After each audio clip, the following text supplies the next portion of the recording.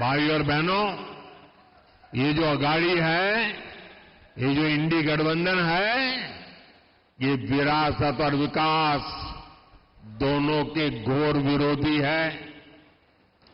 घोसी खुर्द बांध परियोजना को कांग्रेस ने दशकों तक लटकाया। इससे किसानों को कितनी मुश्किलें हुई। जब आपने एनडीए की महायुति की सरकार बनाई, तब इस पर तेजी से काम शुरू हुआ। बीजेपी के लोग झूठ बोलने वाले लोग हैं। ये लोग यूरिया को भी चीनी बना देते हैं। ये लोग गोबर को भी हलवा दे करके परोस देते हैं। ये लोग आंख फोड़ करके चश्मा दे देंगे और फिर बोलेंगे देखो हमने चश्मा दिया। नमस्कार, आईमा मीडिया में आपको स्वागत है।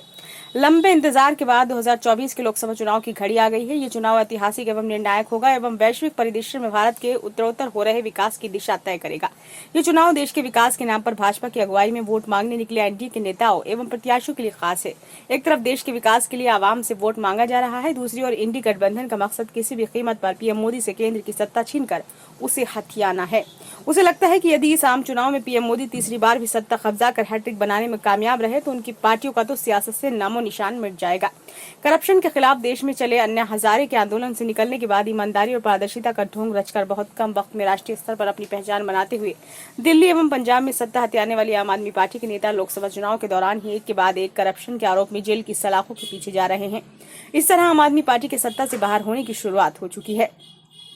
60 वर्ष से अधिक देश में राज करने वाली कांग्रेस पार्टी अपने शासनकाल में अनेक घपलों घोटालों के कारण सत्ता से बाहर हो चुकी है। यही नहीं, इस वक्त कांग्रेस में कोई भी दूरदर्शी, ईमानदार और निष्ठावान नेता नहीं बचा है जो गर्त में डूबता जा रही है इस पार्टी को उबार सके। पार्टी में इस वक्त भी चापलूसी की चाशनी में पगे ऐसे नेताओं की भरमार है जो कि नेहरू गांधी परिवार की चरण वंदना में लगे रहते हैं और उनकी महिमा गान करके पार्टी को गर्त में डुबोने में अपनी सशक्त भूमिका का निर्वाह कर रहे हैं।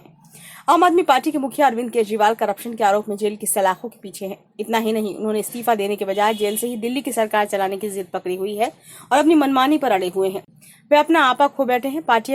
पार्टी के मुखिया एवं संयोजक श्री केजरीवाल के ही करप्शन में शामिल होने के कारण आम आदमी पार्टी की साख मिट्टी में मिल चुकी है। लोकसभा चुनाव में मुख्य मुकाबला एनडीए और इंडिया गठबंधन के बीच है। प्रधानमंत्री नरेंद्र मोदी ने एनडीए की बागडोर संभाल रखी है।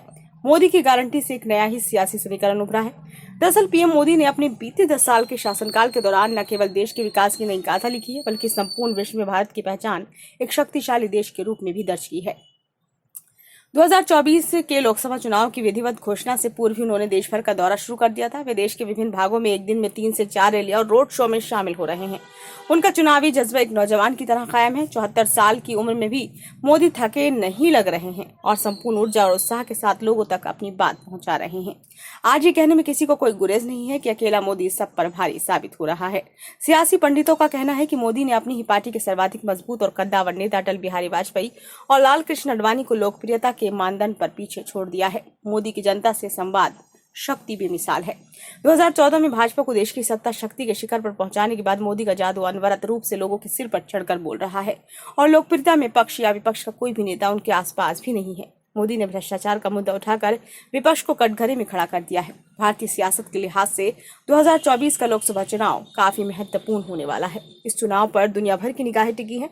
देखना यह है कि पीएम मोदी और एनडीए पूर्ण बहुमत के साथ तीसरी बार भी सत्ता हासिल करने में कामयाब रहते हैं या फिर विपक्ष का इंडी गठबंधन उनसे सत्ता छीनकर केंद्र सरकार का ताज अपने नेताओं के सिर पर सजाता है। ये वीडियो आपको कैसा लगा? यदि अच्छा लगा हो तो लाइक करें तथा कमेंट बॉक्स में अपने सुझाव दें। यदि आपने इस चैनल को अभी तक सब्सक्राइब ना किया हो तो कृपया से सब्सक्राइब जरूर कर लें।